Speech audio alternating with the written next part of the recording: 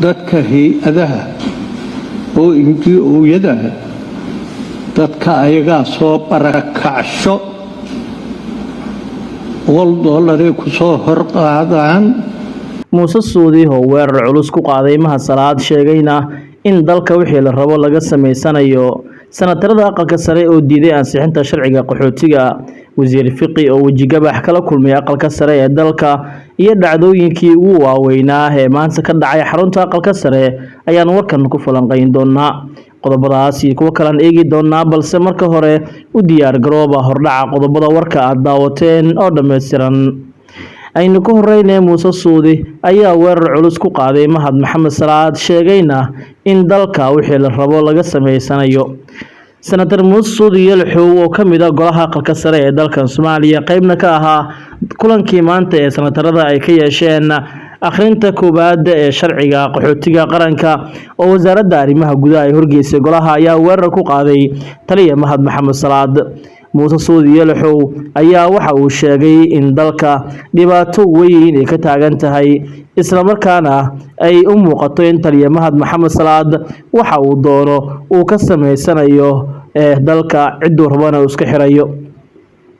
muuse suudi ayaa yiri dalka ma lahan nidaam dhameystiran oo dowladnimo, nin walba waxa uu doono ayuu sameeyaa, ku tagrifal awoodeed ayay wadaan. tani waa arrin kale oo ah dhibaato shacabka la gudboon.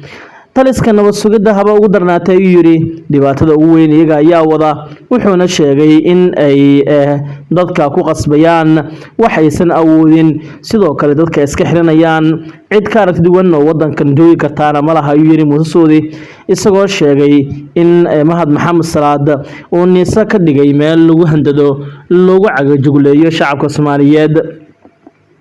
senatarka ayaa sidoo kale tilmaamay in qasab ay tahay in la helo sharci damaanad qaadaya badqabka iyo sidoo kale amniga shacabka Muqdisho ku dhaqan iyo guud ahaan siyaasiyiinta.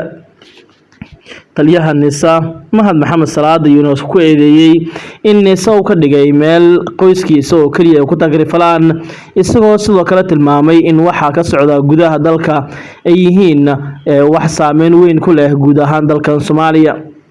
arrintan ayaa noqotay hadalhayn xoogan oo si weyn looga hadlayo guud ahaan dalka marka la fiiriyo dhibaatooyinka ay tirsanayaan dadka Soomaaliyeed iyo sida nidaamkii dowladnimo ee dalkan loogu bahdilayo dadka Soomaaliyeed. dhinaca kale haddii aan eegno golaha aqalka sare ee dalka ayaa diiday ansixinta sharciga qaxootiga xilli wasiir Axmed Macalin Fiqi halkaasi wajigabax xoogan uu kala kulmay. senatarada aqalka sare ee dalka oo maanta dood xoogan ka yeeshay sharciga qaxootiga oo horey ay u soo ansixiyeen golaha shacabka ayaa gebi ahaan laalay oo diiday inay meel mariyaan sharcigan maadaama uusan damaanad qaadaynin qaxootiga dadka ku dhaqan gudaha dalka ee kasoo barakacay dalalka kale ee dunida. iska badaa qaxootiga wax loo qabtay dadkii gudaha wadanka ayaa barakac ah oo displacement ah. sidee ayaan qaxooti uga hadlaynaa iyo erayo kale ay ku doodeen senatarada. arrintan ayaana ku noqotay laf dhuun gashay Axmed Macalin Fiqi oo golaha wajigabax kala kulmay, isagoo xitaa sheegay golahan waa golo madhalaysa ma aha golo fiican iyo arrimo kale, taasoo senatarada ay ku qabsadeen isla markaana dhalisay in xiisad culus ay ka dhex qaraxdo wasiirka iyo senatarada. Axmed Macalin Fiqi ayaa ugu dambeyn ka laabtay golaha aqalka sare ee dalka isagoo aan waxba ka qabsan qorshihiisii ahaa in uu loo ansixiyo sharciga qaxootiga qaranka. xeerkan qaxootiga qaranka ayaa damaanad qaadaya dadka ka soo barakaca dalalka caalamka ee soo gala Soomaaliya si ay u helaan magangeliyo, aqoonsi iyo sidoo kale meel ay ku shaqeystaan. balse dadka Soomaaliyeed ayaaba haysan daryeel dowladnimo oo dhameystiran iyo in dadka qaxootiga ku ah ambarkacyaasha ah ee ka soo barakacay deegaanadoodii dowladdu ay soo sameeyeen dib u dejin iyo sidoo kale nidaam dawli ah oo dhameystiran oo adeegaya ma jiro. sidee ayaa hadaba loo heli karaa damaanad qaad buuxda oo la xiriirta dadka ka soo barakacaya dalalka sida Suuriya, Yemen, Liibiya iyo wadamo kale? Axmed Macalin Fiqi ayaana si cad loogu sheegay runta in marka hore uu meel ku sheego hay'adii musiibooyinka qaranka qaabilsaneyd maxay ka qabatay musiibooyinka wadanka taagan, maxay fatahaadaha ka hortagtay, dal isagoo dadkiisa dayacaya miyuu damaanad qaadi karaa nolosha muwaadiniin kale oo ka soo barakacay dalalka. waa doodihii ugu kululaa oo sanatarada ay dhiibteen. Aqalka sare ee dalka ayaana hadda u muuqataa inay qaateen go'aan adag oo ku aadan inay iska diidaan wax walba oo dowladdu ay rabto si loogu meel mariyo.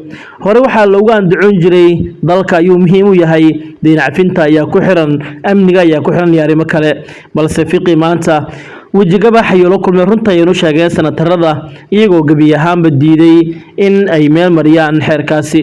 xeerkan qaxootiga ayaa golaha shacabka si joogjoog ah marka lagu soo dhaafiyay, iyagoo qaarkood ay diidanayeen, kuwa kalena ay si weyn uga soo horjeedeen, balse ugu dambeyn waxa ay sababtay in golihii aqalka sare uu baakin geliyo isla markaana uu diido in la meel mariyo xeerkan.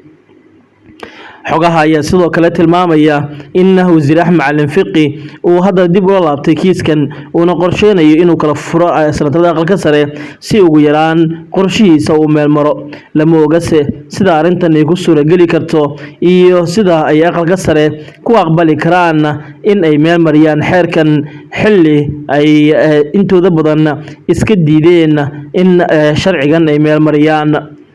aqalka sare ee dalka intooda badan waa mucaarad marka loo fiiriyo tirada xildhibaanada ee golahaas oo kooban 54 mudane. kala bar waa mucaarad si weyn u dhaliila dowladda Xasan Sheekh Maxamuud. xitaa sanatarad ka hadashay golaha ayaa dalbatay in madaxweynuhu uu joojiyo safarada badan ee dibadda uu ku aadayo iyo meelaha uu tagayo, maadaama ay tahay arrin dhibaato ku ah qaranka xag dhaqaale iyo xag amni intaba. taas ayaa noqotay in sanatarada ay isku mid ka wada noqdaan aragti ahaan marka la fiiriyo sida dowladdu wax u wado iyo dhaliisha xooggan ee loo jeedinayo.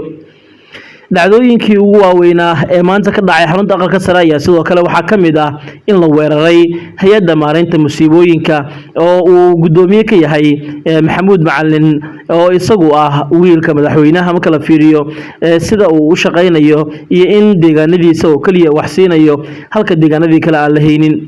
musiibooyin aan kala har lahayn ayaa ka dhacay dalka sida fatahaado oo aad u saameeyay iyo Elnino oo dadka isugu darsamay. ma jirto wax gurmad ballaaran ah oo ay bixisay hay'adda maareynta musiibooyinka. dadka weli waxay wajahayaan xaalad culus iyadoo la isweydiinayo gurmadkii iyo deeqihii kala duwanaa ee dunida Soomaaliya soo gaarsiiyay xagga ay ku dambeeyeen yaase qaatay. suuqyada Muqdisho ayaa lagu kala iibsadaa dhammaan deeqihii caalamku u talagalay Soomaaliya si loo siiyo dadka dhibaataysan ee fatahaada iyo Elnino isugu darsantay, taasoo ka dhalatay in dadku uu qaado guryahoodii dalagyadii ay beerteenna ay kulli baaba'aan. aqalka sare ee dalkana maanta wuxuu muujiyay awoodda Suuriya oo ka duwan golaha shacabka oo u muuqda in loo afduubay xukuumadii iyo villadii. saaxiibayaal wanaagga inta wararkii ugu dambeeyay wadanka tan iyo kulan dambe nabadgelyo.